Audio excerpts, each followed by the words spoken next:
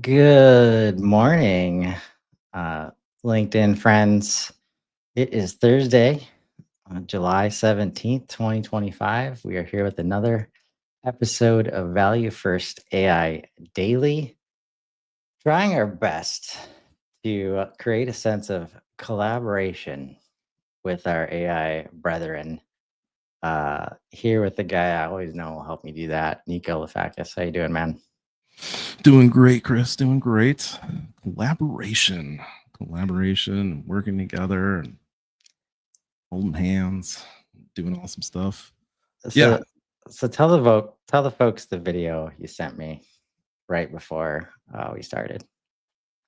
So I was just trolling around my AI feed this morning, and outside of if you haven't heard already, it's pretty much Christmas for any of us that are holding uh, Nvidia stock.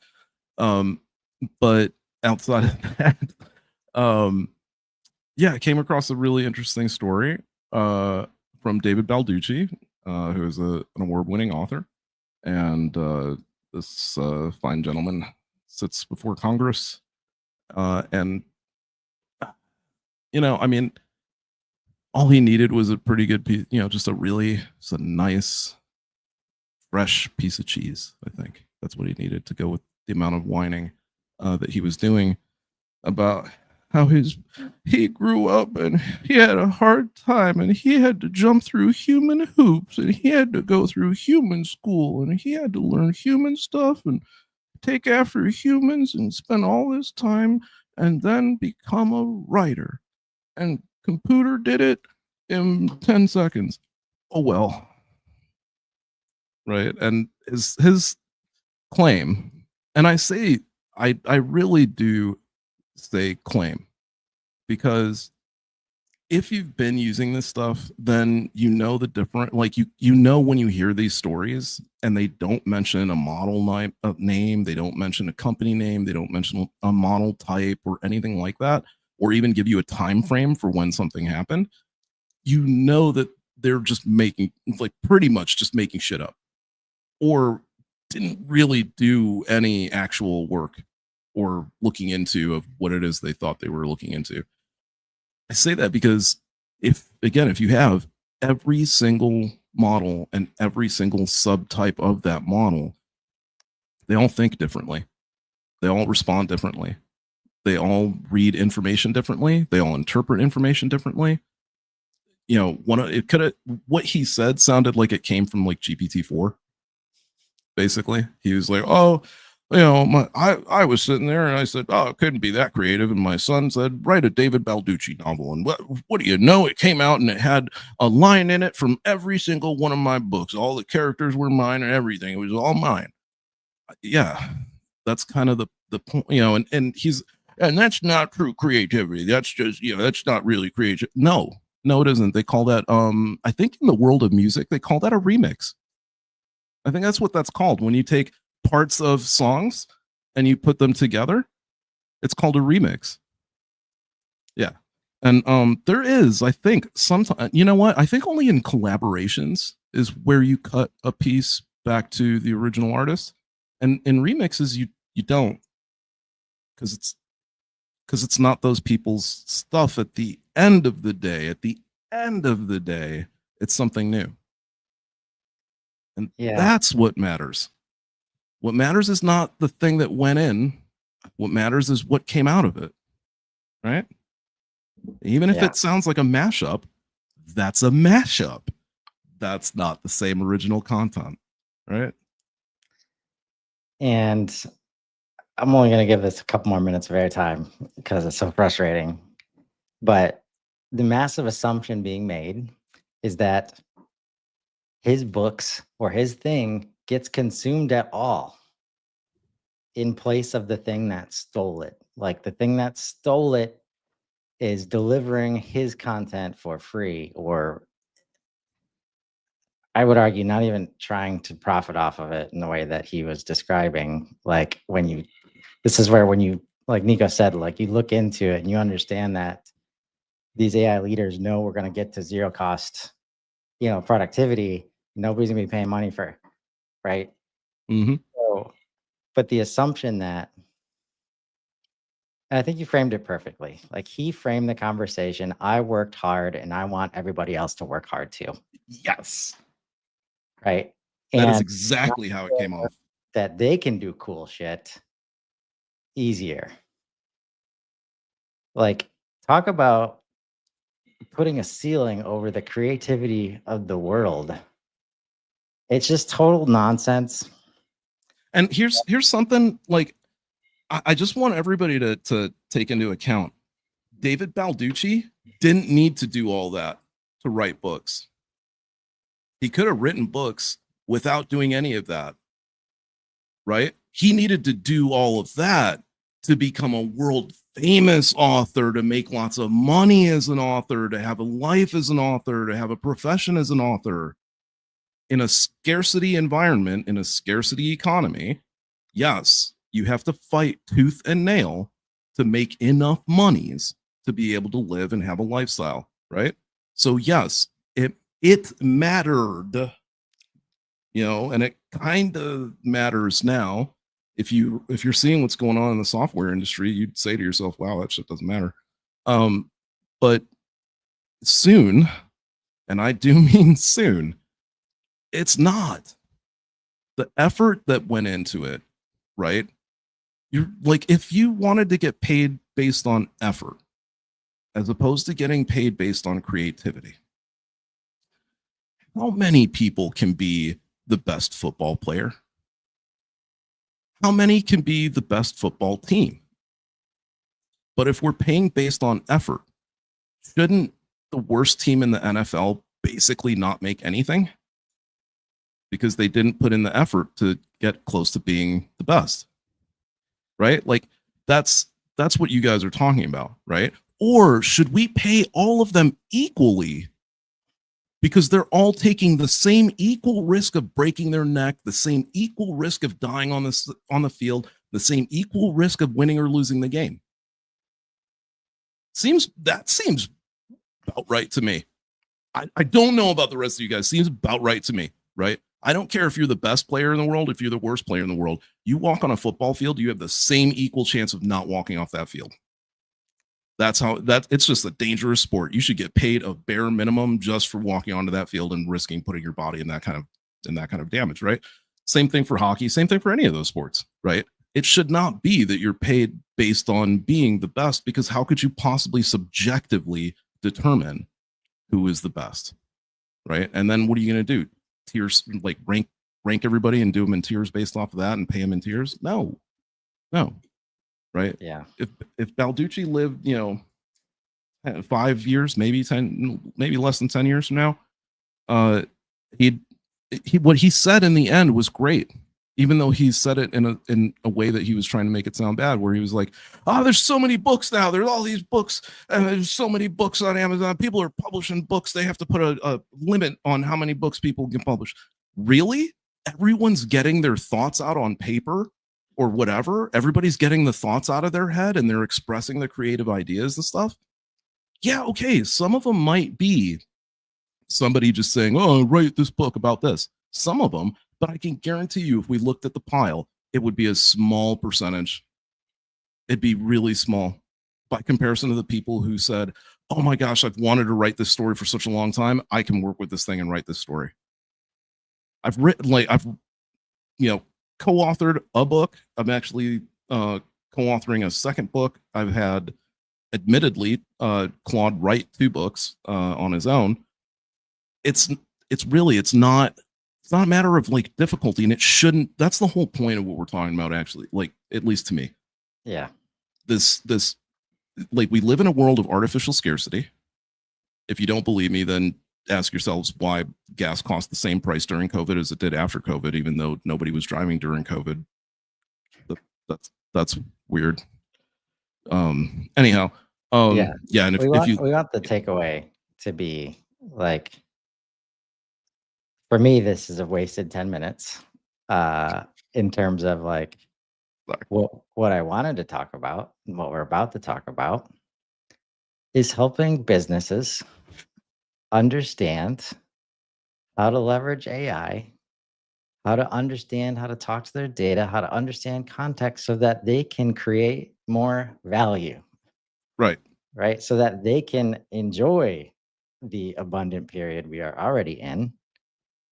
And the takeaway needs to be that I think there's some very quick filters that you can apply to news that's coming at you right now. And one of them is scarcity versus abundance. Yep. And if you catch any scent of scarcity mindset, throw Walk it away. out the goddamn window because that just took away our time to like help and create value in a way that because he ended that conversation after he talked about there being too many books.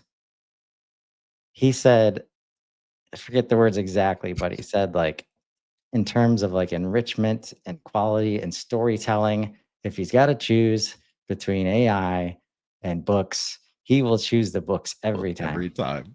Right after he talked about there being too many books.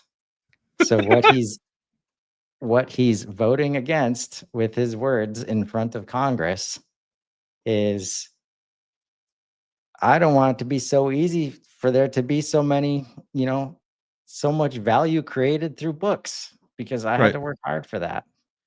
And it's just it's not long for this world. Even if you like that when you look at it from a scarcity versus abundance mindset, and especially as I dig into more and more value first from all the angles, like how the world, how nature and the universe and all the laws work is get to value, like, and try to remove anything that's going to get in the way of value. And this is the kind of stuff. So there's an inevitability to what's happening. That's where we can only allow our human based scarcity structures can only prevent this like for too long. And it's not going to be very long. Right. Right? Because as soon as the cost starts going down for everything, the profitability goes out the window.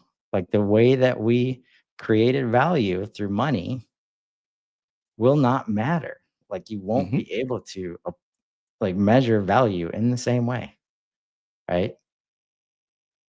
Yeah. I mean, So, we've talked about the fact that like the way in which this has changed is it's forced a lot of companies, and I'm starting to hear it more and more. It's music to my ears.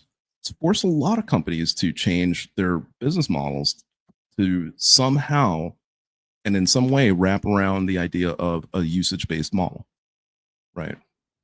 And that makes perfect sense because that's that's what you want to pay for. You only want to pay for what you're getting value out of. You don't want to pay for things that you're not using, right? So, we've had discussions about it. A couple people have asked me about it, and the question keeps coming back, like, yeah, but we all own agencies. How could you possibly tokenize an agency? Um, I don't know. There's a token that's constantly running for every business all the time. It's called ROI. Okay, you watch that number. You can watch it on a daily basis. You can watch it on a monthly basis. You can watch it on a weekly basis, quarterly, however you want to do it. And that needle and the fluctuate, yeah, of course, it's got a fluctuation. We all know that. But there's also a standard deviation that you can measure within that fluctuation. Can't believe I just said that. I really am not that good at math. So just found something back there. At any rate, you could tell, okay, after working with said agency, it went up whatever, 2-3 basis points or something. Okay, that's a measurable outcome. Now we take a look at what that's worth in terms of, somebody will structure it out, right? And all of a sudden you can say, all right, well, now that your ROI has gone up by this much, that equals this much value. Here's how much you have to pay. It's pretty simple, right? There's this like really age old thing of, I mean, it obviously went away because of like certain types of people, but it's age old thing of like pay after the service is done instead of sign a contract and pay up front and all that. I'm not saying that should go away or whatever, because that's kind of crazy. Lawyers, what are you going to do? But the idea of paying after the work was done is kind of coming back by like paying through usage, because I'm only paying you anytime something successfully is getting done for my business. Right. So, like, a value first approach towards AI means, like, obviously employing the 80-20 rule for one. And it also means, okay, not working towards the same. How do I use this to templatize this so that I can send out the same spammy message to, cold spam people with this, generic, crap crafted, templated thing? No, that's not what it's for. Instead, it's for you to build and design an agent to go and do some research for you and go do some digging for you and go give you data to create a personalized experience that feels more valuable to the person that you're trying to engage with. And not in a templatized way. Yeah. It's And what so easy. businesses don't want to do, because it's going to be hard. It is hard when the whole system is designed against us, I think which it's, which you it know what? is. I was talking to my wife last night and telling her the same thing. I was doing a speaking engagement yesterday, and the term the thought I came up with is the best I've put so far metaphorically for this. I've told people all the time that it's so easy but so very difficult, and that's very, that's tough to encompass, and you don't even know how to like really mentally think about that. So it's almost like I've done nothing for you. When it comes to singing, you realize that you've been breathing wrong your entire life, because what helps you breathe is your diaphragm. That's what compresses your lungs. It's not your chest. So when people tend to breathe in and they breathe in through their chest, you actually haven't put that much air into your lungs. You've actually compressed your lungs a little bit on the bottom end, and you don't have as much air as you thought you did. Versus when you breathe in and you let your stomach out and you relax your diaphragm and you let that airbag fill all the way up, totally different amount of breath, totally different singing voice, totally different tonal control, everything. It's the same principle. We have been looking at how we do things from a productivity standpoint through the same lens for such a long period of time that we simply can't, in most cases, can't fathom that it can be done differently. We don't believe that it can be done differently because we've been doing it this way for such a long time. And the reality is, you've just been doing it like, it's not that we've been doing it wrong. It's just now that we have this tool, you are doing it wrong. Right. So like now you have to take that framework, you stop breathing through your chest, start breathing through your stomach, right? Do things the right way. Stop trying to be anti-AI, or stop trying to use AI just to do like grocery lists for me and stuff like that. Start using it to create new culinary wonders for you, right? Start using it to, I don't know, analyze and look at your customer data to start telling you the CLV, the customer lifetime value, right? That number, like, I don't know, like, so many businesses don't know what that number is. And if you have GBT with a HubSpot connector, you can find out in less than 10 minutes. And that number is the most important number to a business that I can possibly think of. Why? Because we were talking about ROI. Man, I would love to measure my success by CLV and be able to say, for every customer I gain, this is how much they're worth. I have worked with countless businesses that cannot answer that question. Right. It would shock you. Because it's hard. It's been hard. It's too hard to care, right? Well, no, it's too hard to actually. hard. I mean, like, we're so scaled up with data too. I will admit that, like, at an enterprise level, it gets pretty difficult to crunch that kind of number. Right. It's similar to like why marketing attribution doesn't work ever. You're very rarely like telling the whole story. because you don't have all the data. Yep. You can't do the pattern recognition required to connect data and find the in between and bring in random conversations and actually show, okay, based on these measurements we do, the CLV is this, but based on these other 10 companies that buy in these various ways in all their histories, we can expect this kind of CLV, like related to this customer. And that's the kind of pattern recognition that's going to get you to this place of trusted CLV. Because what we do instead is we base it on what we can measure. And you have a salesperson sitting there, it's like, that's bullshit. Like, then I know them. They're never going to buy all that stuff. Right. But every action they took makes it look like they're going to. Mhm. Right. Or the other way, it's like, oh, yeah, we just did something. They're one and done. Right. Meanwhile, the actions they took show the other thing. But now we're like relying on the salesperson and these things constantly combat. That's why AI is going to come in and it can come in and be an objective onlooker if you know how to talk to it. Because if you don't have that data or you have some of it and then you go ask AI what the CLV is going to be, it will give you an answer. Mhm. If you don't know how to talk to it about that answer, more times than not, because it is hard with the data that we've been creating and the way that we as humans have decided to structure it so that we can read it on a dashboard or in a report or whatever, as we transform it constantly to make it do things we want it to do. AI is gonna have those same outcomes. Like, okay, I guess this, yeah, looks pretty clear. This is high CLV or low CLV. Meanwhile, there's huge gaps in your system. And that's the kind of thing that will erode trust in the AI when you show that to other people who are on the front lines and know that it's not the truth, Mhm. right?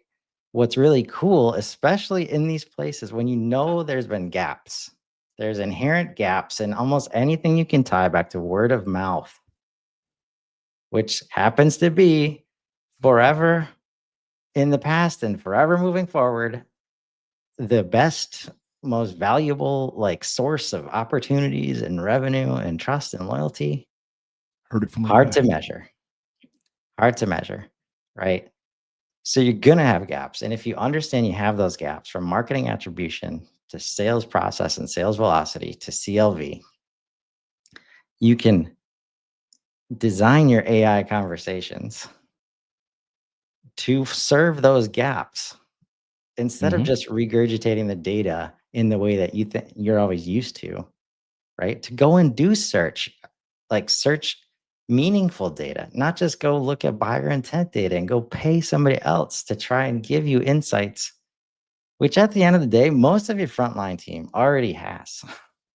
So, like, just getting them, like, this is a new form of literacy, right? AI literacy, that the faster you can get up to speed. And now I'm of mine, nobody's can everybody has the opportunity to catch up Mhm. as soon as they open their mind. The only people that will get left behind are the ones that choose not to use AI. It's there for everybody. But there's a learning curve just like every other language you've ever learned, whether it be the language of business accounting, the language of QuickBooks, the language of ERPs, the language of software, you know, the ways that we communicate and we've asked data to communicate and our teams to communicate. AI is bringing all of that together in ways that we've never been able to before. But the context of your business, it is not a mind reader in most cases.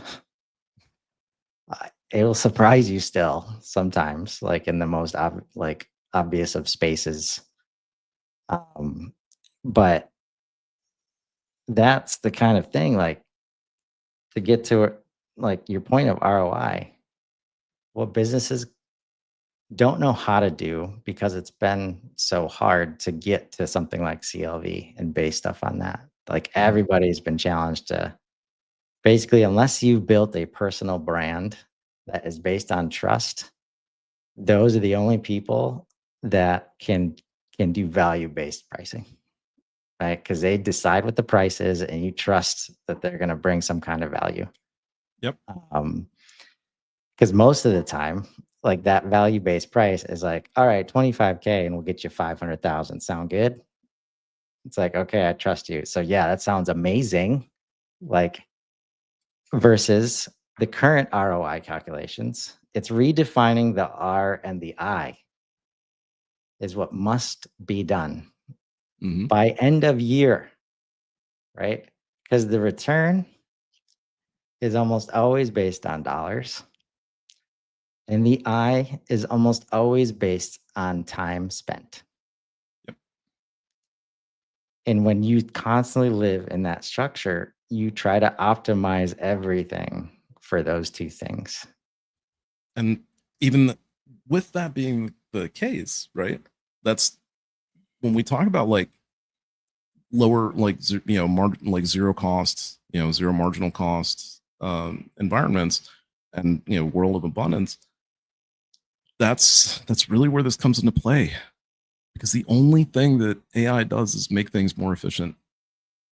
Like as we were talking, I'm sitting here thinking, I'm like, man, there was a day when when you wanted to like do research, you had to go to like a university library. And then eventually, like you could go to your own library, your local library, but you had to stay there. Right. And then eventually you could actually bring the books out. You could check the book out from the library. Right. But you still had to go to get the book from the library and then come home and then do the stuff and then take the book back to the library. And then the internet happened and you had like Google, but and then you didn't even have to go to the library. You still had to go to all the different websites and you had to gather all the information. You had to download it or print it out and then do this stuff. And then all of a sudden we had like deep learning. And it was like, oh man, there's tons and tons of data that we can comb through, but it was pretty much numbers. Doing anything meaningful with language wasn't really a thing, so couldn't really do much there. Now we have this tool that basically just takes all of that time and throws it out the window, right? Time is the most valuable thing to us. So why would you want to clog it back up? Like that's really all I keep hearing when people say like, well, yeah, but you shouldn't use AI for everything. Like, yeah, okay, I understand. It's just like you shouldn't use a fork to try to eat every type of food, right? I get that. But it definitely doesn't mean that you should just stop using forks altogether, right? Or you should stop having them as a preferential way of eating your food, whatever it might be. I don't know. For me, it's chopsticks, but what do you do? It's just we have to change how we approach these things. We have to change what we think is valuable, right? Time is valuable, right, to people. So how do you give that back to them? By getting rid of all the BS, all the minutia, right? Deploying these things in a way that cuts out the time of productivity, right? Because that's where the time is wasted. Productivity is like the largest time suck in any business. If you're just sitting there processing papers, if you're just sitting there, oh, I got to put these forms together based on this information, and I got to go research this thing so I can put this summarization together. Okay, start employing some form of AI. Get an AI employee of some type in there that can handle that for you and take all that time off of your hands, so you can actually do either the meaningful evaluation, the meaningful touch point with your client, the meaningful touch point with your team internally, whatever it is. Like there are plenty of orgs that do wish that they could have more meaningful meetings, but they're too busy having to do like side work. I don't know how many people work through meetings. Pretty much like almost every person I know works through meetings, right? And you wouldn't have to do that if you had something that could at least control all your communications channels for you, right? Just at the very least. Oh man, everybody knows we could keep going, but it's time to wrap it up. We're gonna have a fun weekend. I think I definitely feel some tech stack reimagined and some singularities on the way. Absolutely. I've learned way too much this week. And yeah, the motivation's there. So if you want to continue those conversations with us, catch up with us this weekend on LinkedIn. But until tomorrow, where we'll be back with George, still on Fridays, just bringing the value first AI to everybody's doorstep. Thanks so much, Nico. We'll see you tomorrow. Thank you, Chris. See you guys.